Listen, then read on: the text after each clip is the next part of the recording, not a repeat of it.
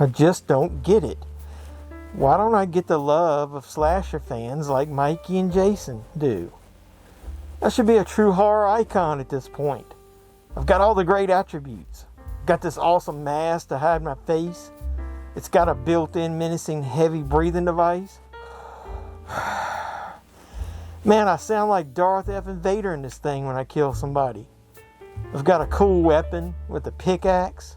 That's a very underutilized weapon in horror films. I have great action figures made of me.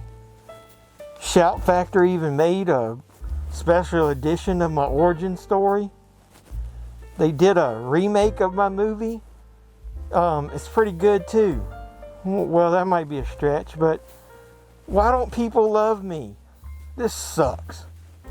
Oh well. There's always a chance that they'll do a requel. That's popular now, right? So you never know. A slasher can only dream.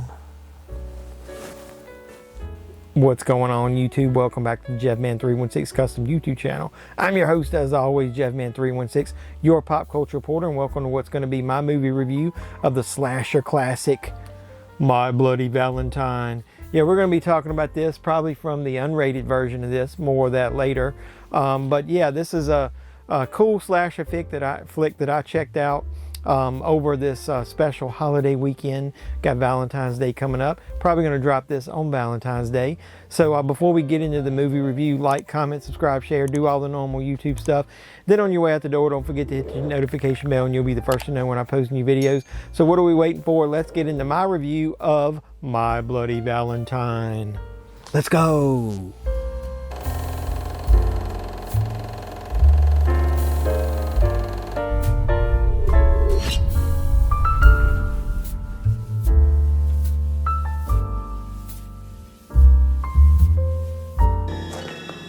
Every February 14th, Harry comes back to town. His pickaxe stained with blood, waiting in the shadows of the Henniger mine, just for someone to kill, should they not heed his warning. So if you're not familiar with the plot of My Bloody Valentine, I'm going to go ahead and give you a brief synopsis. It involves a group of young people from a small mining town known as Valentine Bluffs. And these young people are organizing a party to celebrate Valentine's Day one year. And you see, in that same town a few decades earlier, there was an explosion at the local mine, and it trapped 6 miners underground. One of those miners was named Harry Warden. He survived, though he was left in a deranged mental state. So Harry was sent to a local mental hospital. He escaped and murders those that he deems responsible for the mine accident. Now, years later, people are being brutally murdered in the town again, and the townsfolk suspect that it's the work of Harry Warden all over again. Or is it? Part of the mystery of My Bloody Valentine. So My Bloody Valentine is a very underrated slasher film from 1981, if you ask me. Most people have just blown it off over the years as a ripoff of Friday the 13th, especially the original. Ironically enough, the film does come from the same people at Paramount Pictures who distributed most of the Friday the 13th series. And you know they would love to cash in on anything similar to that around the same time. So you do start the film, though, with a very good intro. I think the intro here is much better than the original Friday the 13th. It's much stronger. You are introduced to a character you're assuming is Harry Ward as he takes a young blonde down into the mine and kills her. That kill is pretty cool, especially in the uncut version, but more of that later. So I do, like I said, I think it's a much better intro than the original Friday the 13th movie, which is kind of weak. So both of these movies involve killers who stalk young people who are partying, involving sex and booze, the typical slasher victim stuff. Both movies also have doomsayers involved in it. I thought that was pretty cool.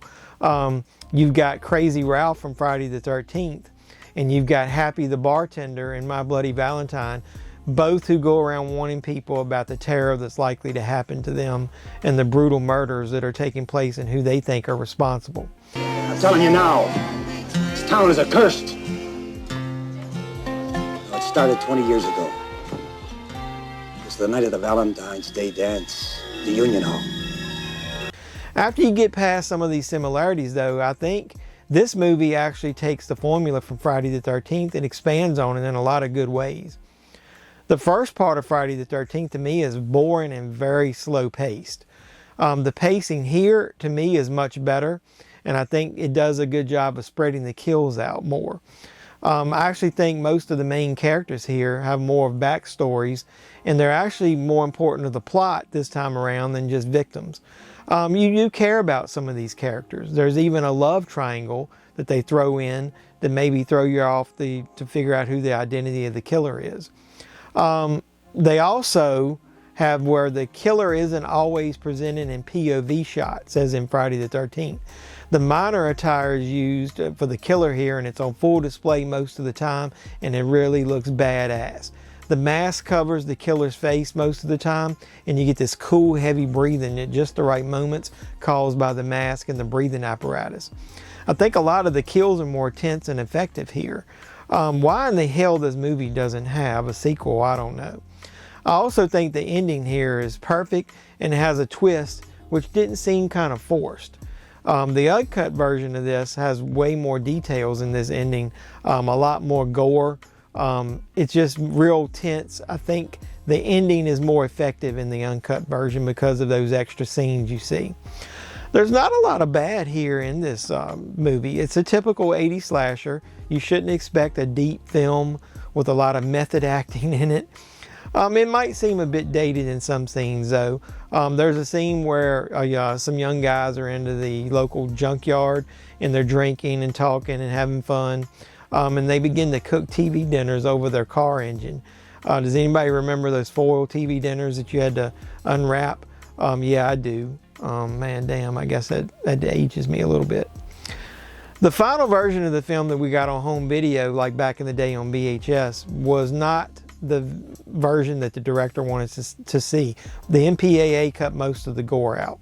But Shout Factory re-released this recently, and you get on one disc the theatrical cut, and on another disc you get the uncut version of the film for the first time. The uncut version is the way to go and is what I'm talking about here in this review. The MPAA really butchered this movie for the theatrical run. Pun intended. At the beginning of the uncut version on this Blu-ray, the director does an introduction and even mentions that this is finally the version that's the closest to the final film that he intended to make. So that's A+ effort for Shout Factory for giving us the film the way it needed to be seen. While the film was good to me in the theatrical form over the years, this uncut version is really effective. It adds some really good gore shots. It makes Harry Warden more menacing. Maybe if this version had been released originally instead of what we got in the theaters, maybe he would have been more memorable and maybe we would have got more sequels. Who knows? So I'm going to say that the original My Bloody Valentine is on fire as far as my rating. Please watch the movie if you haven't seen it. This is the perfect time of year to do so. And if you're in the mood for a good 80s slasher, you can't go wrong with My Bloody Valentine. You won't be disappointed. Maybe skip the remake that came out and just go to the original. This one was in 3D. More on that later. Maybe I'll do a review because at this point I'm all out of turd polish and I don't want to touch it. So the Shout Factory one is the way to go. So like I said, on fire rating for me. I'm giving it a thumbs up. How about 2? Why don't you do the same? Give my channel a thumbs up. Like, comment, subscribe, share, do all the normal YouTube stuff. And then on your way out the door, don't forget to hit the notification bell and you'll be the first to know when I post new videos. Like more movie reviews. Maybe the review of My Bloody Valentine remake in 3D. You never know. So I hope you appreciated the review. I hope you keep coming back for more. I hope you keep supporting the channel. So until next time, boys and girls, this is JeffMan316, your pop culture reporter, signing out saying, you guys be safe out there. Daddy, gone.